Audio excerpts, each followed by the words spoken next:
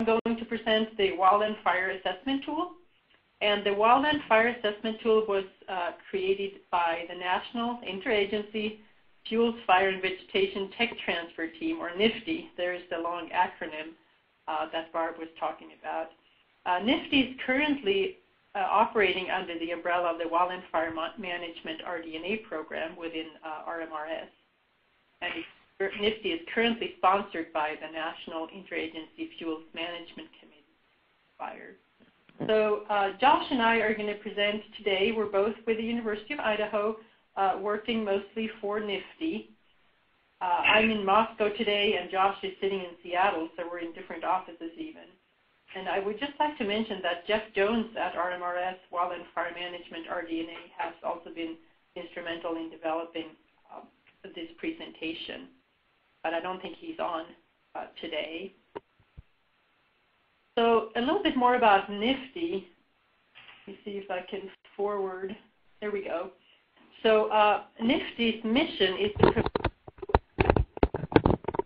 science-based analysis tools and training, such as online courses, webinars, tutorials, guidebooks, and with a focus on fire behavior and fire effects, fire regimes, and vegetation dynamics modeling.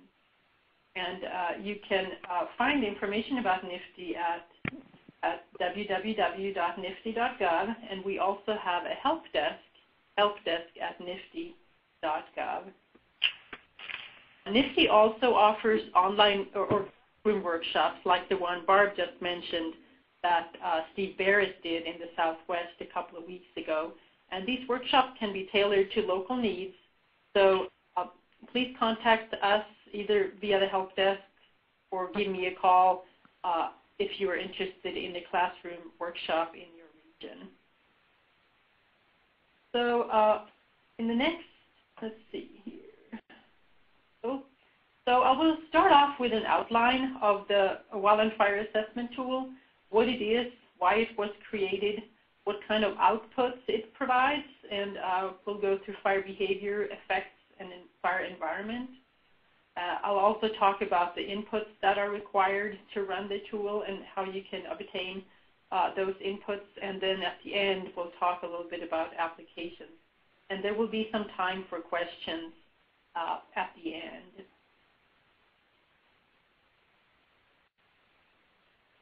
So the WFAT really is an interface between three different software programs. We have ArcMap, which provides, it's a GIS program that provides data editing, manipulation, and integration. And then we have FlamMap, which computes fire behavior outputs, and the first order fire effects models, or FOFM, which produces fire effects outputs. And some of you might have attended the webinar by Duncan Lutz last month, where he presented FOFM, and I believe that webinar is also recorded on the Southwest Consortia website, so you can look at it later if you didn't have a chance to attend Duncan's talk.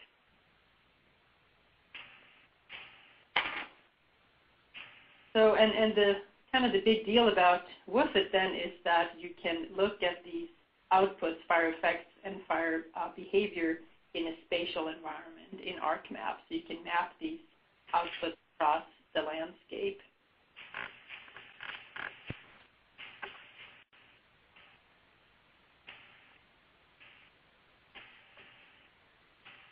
So WFAT is really a custom toolbar in ArcGIS, which integrates FlamMap and FOFM runs. And the outputs are for fire behavior and fire effects. And WFAT helps answer the main question, where on the landscape are fire behavior and fire effects likely to be most problematic with regards to specific land management objectives. So that is the purpose of WFAT. Fire behavior characteristics compute the fire behavior characteristics. WFAT uses the same algorithms as the program Behave, which many of you probably have run, and the same algorithm is also in FlamMap.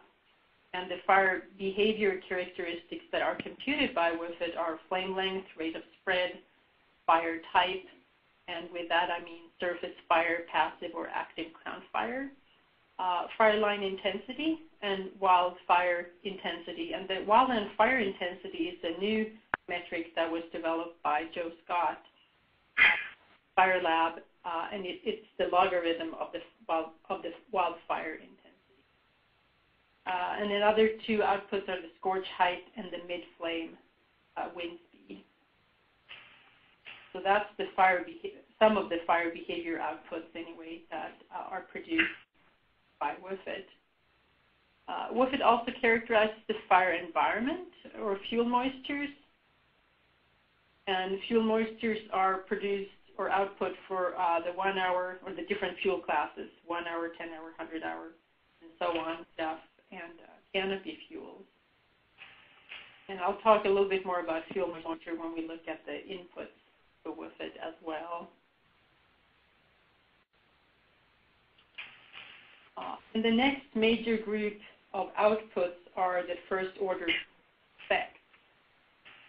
And the first order fire effects are the direct and immediate environmental consequences of a fire.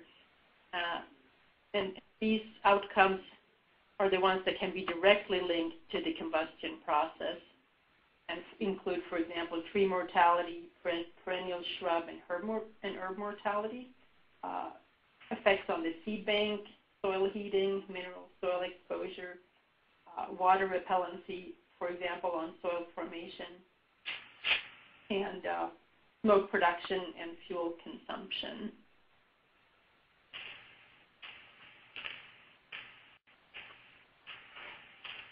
So the longer-term ecosystem responses are often referred to as second-order fire effects, and which usually involve other agents. And some examples are erosion and sedimentation, vegetation regeneration, the dead and down trees that might come out after the fire, and litter fall, and insect-caused mortality.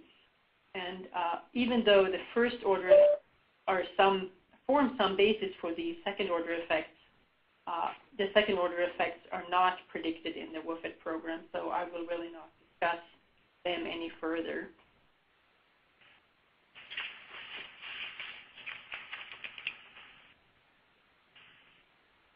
WFAT also produces outputs of post-fire fuel loads and consumed fuel load, and these are exactly the same computation that you would get if you ran both of them, for example, for each pixel on the landscape.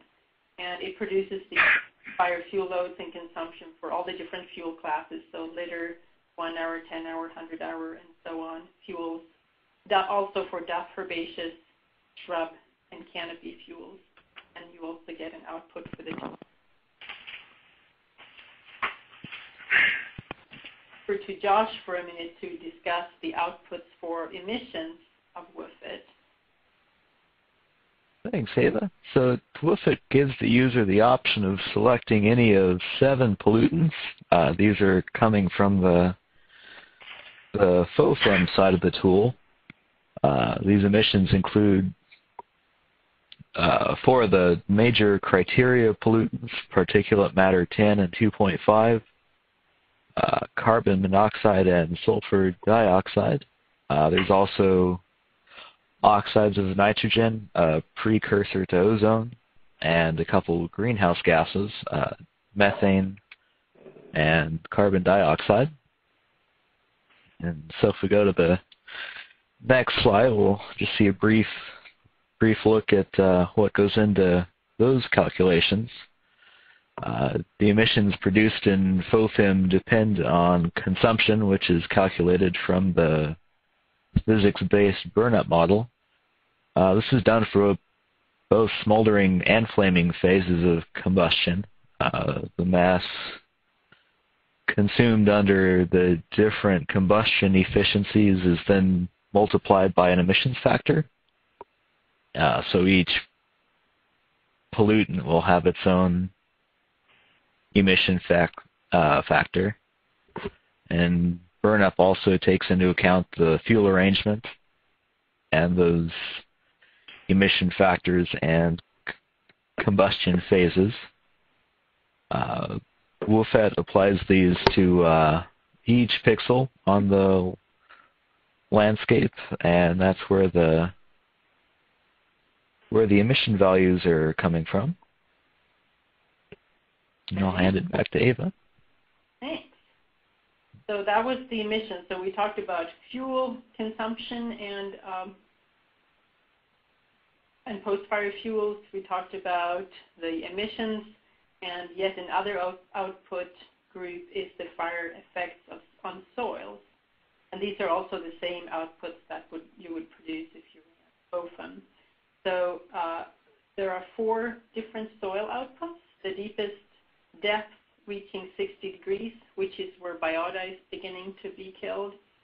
The deepest depth that reaches 275 degrees, which is where soil properties begin to change. The surface temperature in degrees C, and also the percent mineral soil exposure is computed via the FOFM algorithm. The 4th group of outputs of fire effects is the tree mortality. So we have 3 different main outputs. We have the percent tree mortality, and that is the tree mortality that is expected to occur within 3 years of the burn. So that would be part of the first order fire effects. And then also percent basal area mortality and the average diameter of fire-killed trees. And these are calculated exactly like they would be in FOFM for each pixel. And to do this, you need a special input. You need a Treeless grid to be able to compute these tree mortalities. And you can actually run WFAT without the tree mortality function, but you won't, of course, get these outputs if you do. So we talked a little bit about the outputs that you get from WFAT, the fire behavior and the fire effects, which includes both fuels, emissions, soil heating, and tree mortality. So what kind of inputs do you need to run the model? Well, all data that you do need are available via Landfire if you want to use Landfire data. So we have canopy fuels, surface fuels, and topography are all available to download via Landfire. And I believe one of the earlier webinars that we had here with the Southwest Consortium described how you could use a download tool in ArcGIS to access Landfire data for your area. You can, of course, also use local data if you prefer, if you have better data or have Landfire data that you have updated to better reflect the area on the ground. You can, of course, use that as well. The only layer that is not available via Landfire currently is the Treeless grid, which is used to compute the tree mortality metrics. I'm going to describe that Treeless grid a little bit. The Treeless grid is simply a raster, just like a 30-meter pixel size, like all the other inputs that come off a Landfire, where each pixel in this grid represents a tree list. And the tree list include the species, the density, the dBH, crown base height, and canopy class for that pixel. And so it's just like a FBS tree list that basically is an FBS tree list for each one of the pixels. And the Treeless grid was derived from Landfire data and combined with inventory data. And it's not available via Landfire, but if you contact the NIFTY help desk, we'll help you get the Treeless grid, and it's delivered by Landfire Zone. And if you want to learn more about the Treeless grid, I don't have that much time to talk about it in this short presentation. You can go to a GTR that was written by Drury and Herring, GTR 254.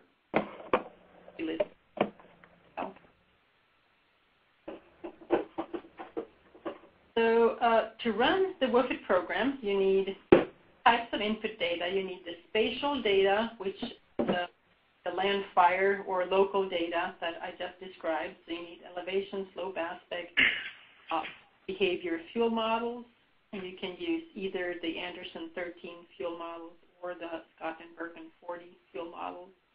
And then the canopy characteristics of cover height, base height, and bulk density. And for prediction of the fire effects, you also need a fire effects fuel model.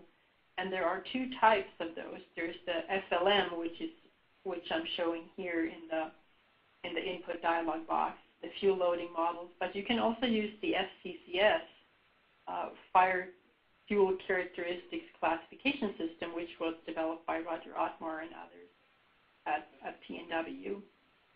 So either one of those, and they contain fuel loading for different fuel types.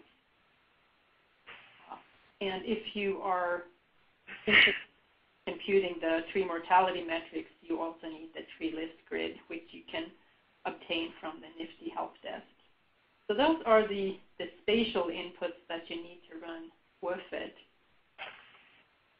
And on the next screen, I have the model input data. And that includes, some of those are really very much the same as what you would use for FLAM map. So for example, the fuel moisture file would describe the fuel moistures for the different fuel types, hour, 10-hour, 100-hour fuels.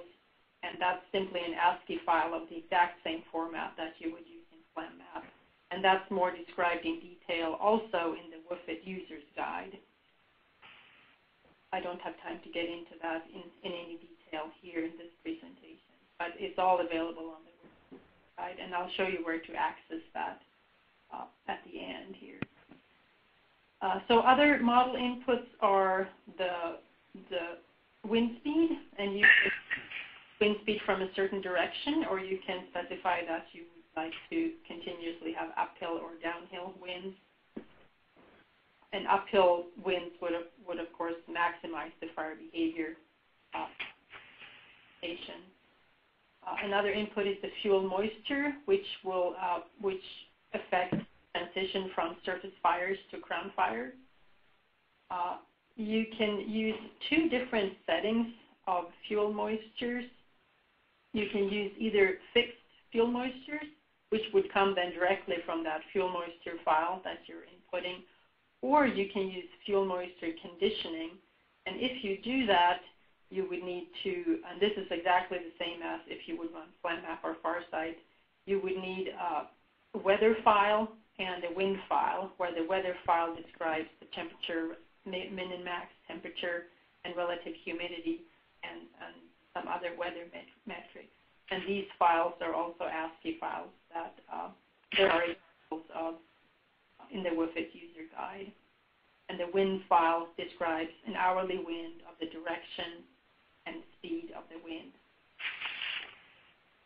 So to get more accurate outputs, it's advisable to use this fuel moisture conditioning option. And usually you would only need about 2 weeks of the weather and wind data to improve your fire behavior and effects output. There's also an input option of the crown fire calculation. You can use the Finney method or Scott and Reinhardt method, and that really affects how much crown fire is going to be predicted. Using the Scott and Reinhardt, you would produce more crown fires than if you use the Finney method. And soil moisture is another input. Typical values would range from 5% soils and 25% for wet soils. And these wet soils tend to conduct heat more rapidly, so it will affect some of the fire effects outputs depending on what you put there for the soil moisture. And of course, if you have measurements, that would be the best inputs to put in for your area. The two inputs there on the bottom are the region and the season, and that affects a little bit which algorithms are used in the FOFM fire effects calculation. So for regions, you can choose specific Pacific West, Interior West, or the Southeast. And we would all here, the Southwest would be in the Interior West region. There is a map actually in the FOFM information that describes which region all the different states are in. So that's the model inputs. You have the spatial inputs and you have the model inputs to WFAT. And let's just look at a couple of the outputs. So the main benefit of WFAT is really that you can visualize these outputs of fire behavior and effects across the landscape, which you really couldn't do using Behave or FOFM because they are more point models. So these images here show, on the left, you can see the fire behavior. It's a map of flame length at different classes, and on the right, post-burn 100 hours. So you get these spatial outputs for all the outputs that Josh and I described earlier on.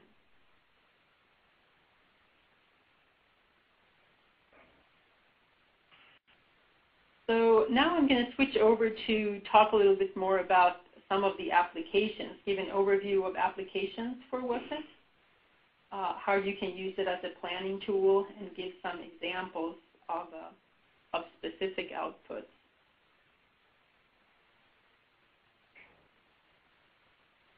So one example of an output is to identify the location of hazardous fuels.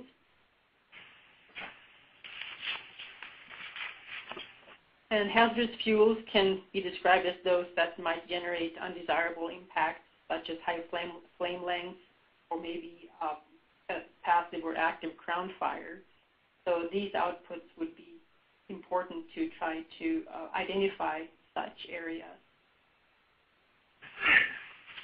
Prioritization for fuel treatments, for example, could be those areas that have a flame length longer than, for example, 4 foot flame length, and are likely to transition into a passive or an active ground fire. So that's the prioritization part of WFAT. And of course, currently WFAT doesn't really have a report writer or anything to take all these outputs and create maps. So you would have to use the ArcGIS capabilities to combine these layers and do queries to produce the maps, like to include in a report. So another example is for WFAT can be used to design fuel treatment projects and to look at fuel treatment effectiveness. So for example, by creating different raster layers that include the outcome of various fuel treatments, maybe you would have a thinning or a burn or some other treatment, and then you could create a layer that reflects treatment, and then you could feed those layers as input into WFAT and look what kind of outputs of fire behavior are produced under those specific conditions. Compare how these different treatments will actually potentially affect fire behavior and fire effects.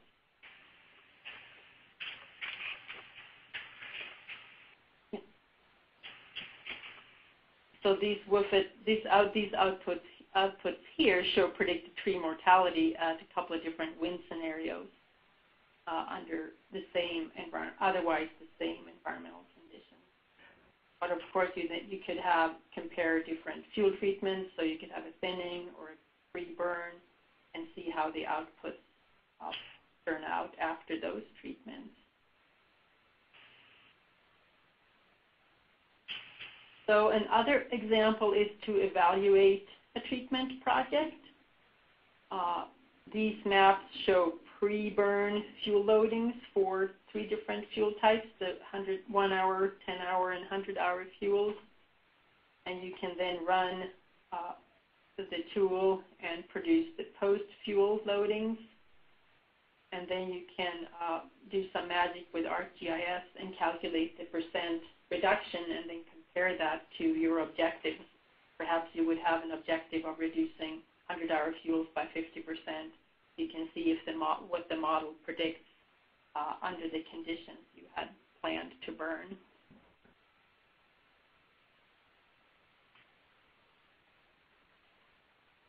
A third application of WFAT is to develop burn plans for prescription fire. One of the would be to present the conditions under which the burn will take place, and these conditions are, of course, based on the desired effects of the fire. And to better understand the conditions that will create those effects, you could run the tool with different weather and fuel moisture scenarios and compare outputs. And this image here actually shows that fuel moisture file that I was talking about before, which shows the different fuel models. We have the Anderson 13 fuel model, and then also the fuel moisture for 1 hour, 10 hours, live herbaceous and live woody fuel. And these are the wind and weather files that are just ASCII files that you can use to give the weather and wind under which you would plan to do your prescription burn. And then by using then variable winds, weather, and fuel moisture, you will get different outputs that you can compare. So it's kind of like running behave, but you run it like running behave for all across the landscape for each one of the pixels.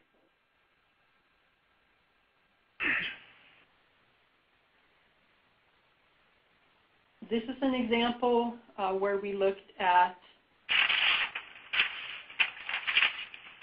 the Grand Canyon National Park. It's a unit that needs frequent fires to maintain a pine overstory and reduce risk of wildfire.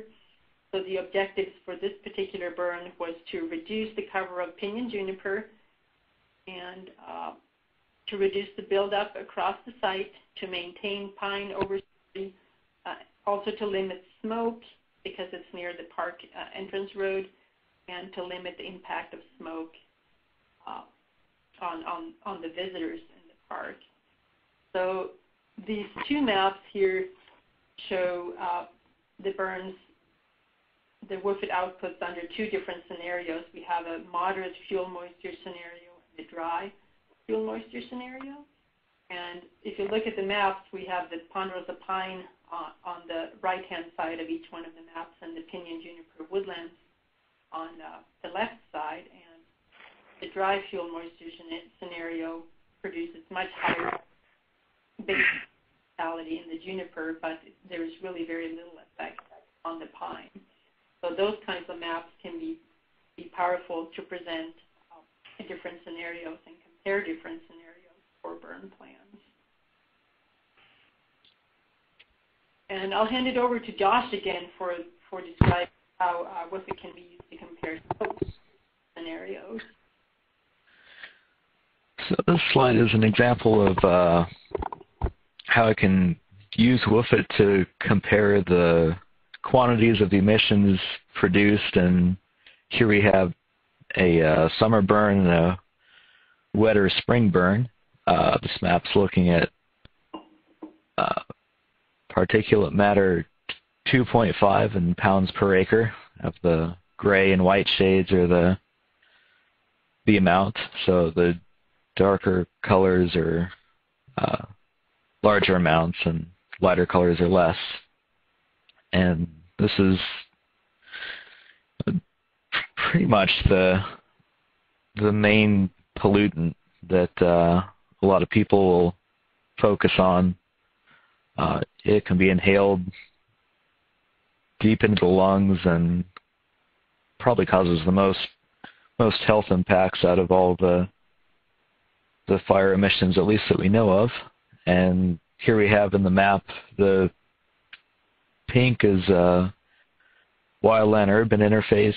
You can see to the south of that there's a road that runs east to west. And so this just shows an example of how we can get an idea of the quantity of pollutants that are emitted in different geographic locations, and you can select this one. We have the PM 2.5, but you can look at any of the 7 pollutants individually or all of them. And this will, again, produce a value for each pixel on the landscape. So if you have emissions that are likely to be low to the ground, this would be directly applicable. Or it could be a baseline for, say, taking the total emissions and putting those into a dispersion model if you're interested in where those emissions would be lofted up and where they would go in the greater landscape. So there's great. Another application of WFAT. Okay. So when I have presented the WFAT, or we've taught a couple of WFAT workshops, both in Santa Fe recently and in Snowbird last year, what people really were interested in was using WFAT for prediction of fire behavior and fire effects for planning and monitoring documents. So on this slide, I just show a couple of different alternatives. So for example, for a NEPA analysis, you can run different alternatives. Here we're comparing emissions, average dBH killed of trees, basal area mortality, and area of soil exposure greater than 60% for 4 different alternatives. We have a spring burn, a summer burn, and 2 different fall burns with a dry and a moderate fuel moisture. In this case, it was desirable to have as high basal area mortality as possible while still having the fire behavior conditions, because it was a burn of western juniper in a sagebrush steppe environment.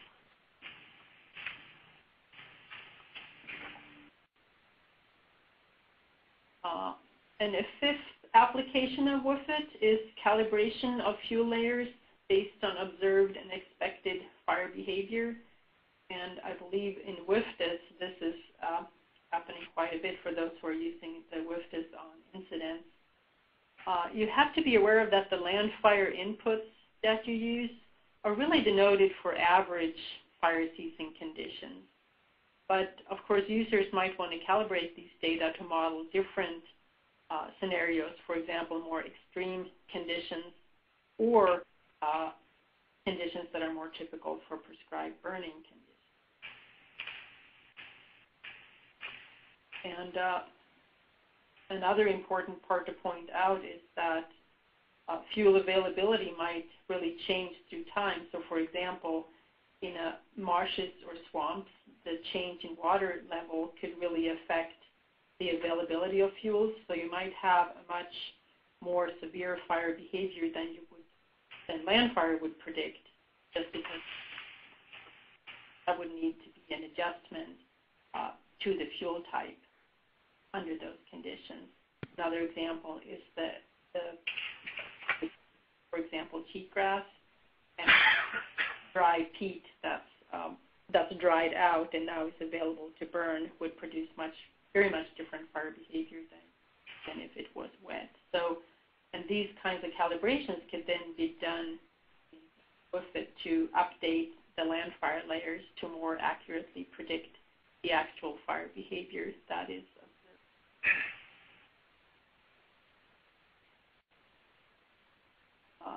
So WFAT is still under development. It's been available now for just about a year on the NIST website. We're continuing to work on the program, so the next steps for WFAT is to include the fuel calc algorithms that were developed at the Missoula Fire Lab, and those will allow us to predict post-fire fuel layers. So you would be able to predict the fire behavior fuel model, either the Anderson 13 or the Scottenberg 40 after fire. So post-fire canopy, height, base height, bulk density, and the post-fire fuel loading model. Yes, whichever one it is that you're using. for your fire effects predictions. So that should be out relatively soon, the new WFAT version. I'm kind of beta testing it. Both me and Josh are beta testing it now. We still have some issues with it, so it's not been released quite yet. So I mentioned throughout the talk a little bit that the Wildland Fire Assessment Tool User's Guide is available currently on the NIFTY website. We also have a tutorial and help utility available there, and an online course, just a short online course. It would take you about a couple of hours to go through it. Is in development. Will be released here soon. I would think just in a month or so we'll have that available. And of course the user support is always available at help desk at nifty.gov. And I just wanted to mention that WFAT is available both for ARC9, but it's also now, since about 2-3 months ago, it's available for ARC10 for the newer version of ArcGIS. And another thing that both me and Josh were talking about when we started this webinar, Josh has developed quite a few online trainings for smoke and emissions, which are also available not on the NIFTY website, but on the FRAMES website. So that's available at www.frames.gov/smoke. Is that right, Josh? Yeah, that's correct. Those are a product of the NWCG Smoke Committee and University of Idaho collaboration. So yeah. Those are up on Frames. Yeah, they're up, and there's a course there, right, that you can get a certificate if you take it. Is that correct? Yeah, there's a 1 to 1.5 hour training that's up there for that's openly available. Okay. So I would like to thank a few other people. Josh and I are kind of just the messengers here for WFAT today, but many others have been involved, both from the U.S. Forest Service and from Systems of Environmental Management, have been instrumental in development. I'll put their names there for a few seconds to acknowledge everybody who has helped create this tool. And then I think we're just ready for questions. About 10 minutes left, I think, before 1 o'clock or 12 o'clock, depending on which time zone you're in. Either type them in or everybody's unmuted. Yes, everyone should be unmuted. And can you hear me now? I just want to make sure my mute came off because I did mute my own headset. I can hear you. Okay. Feel free, now that we're finished, feel free to break in with any questions for Eva or Josh.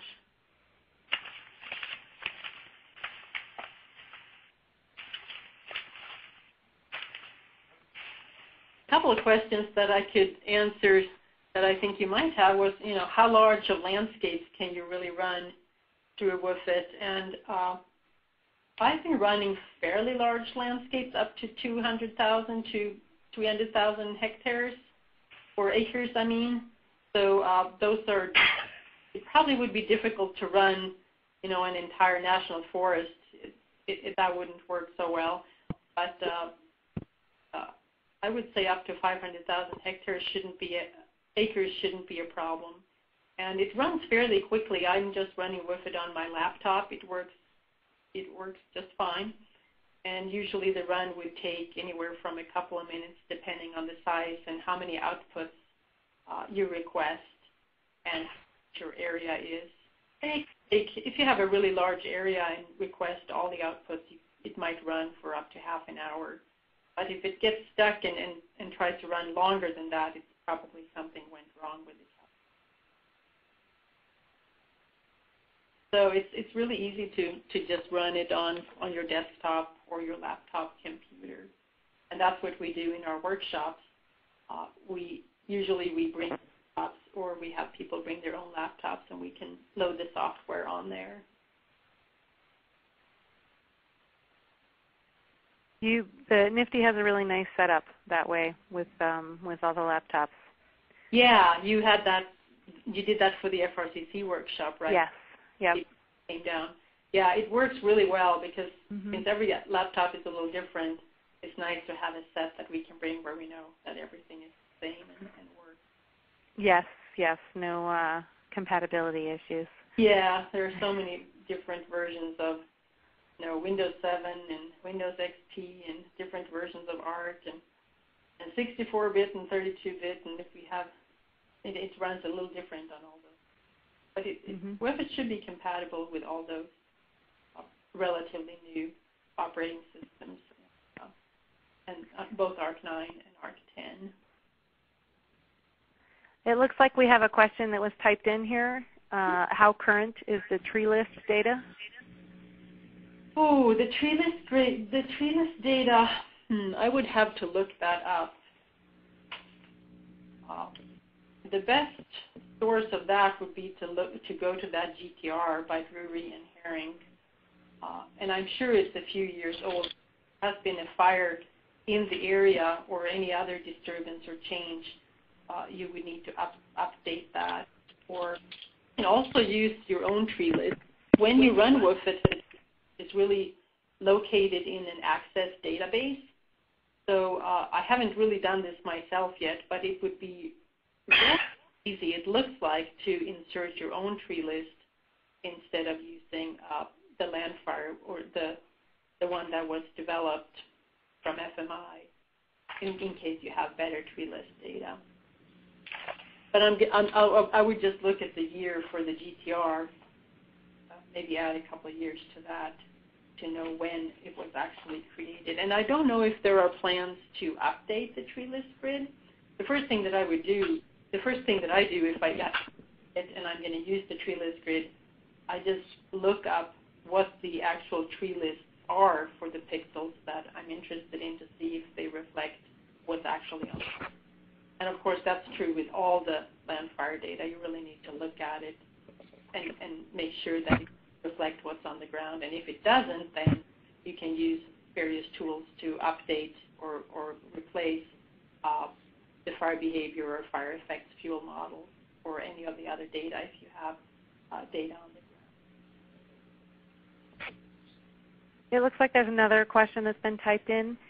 Okay. Is the area limitation a function of rows and columns of the grid rather than the area? Yeah, it's really just an ArcGIS. Okay. And for anyone who's still on, I'd put a link up for that GTR. Oh, good. Thanks.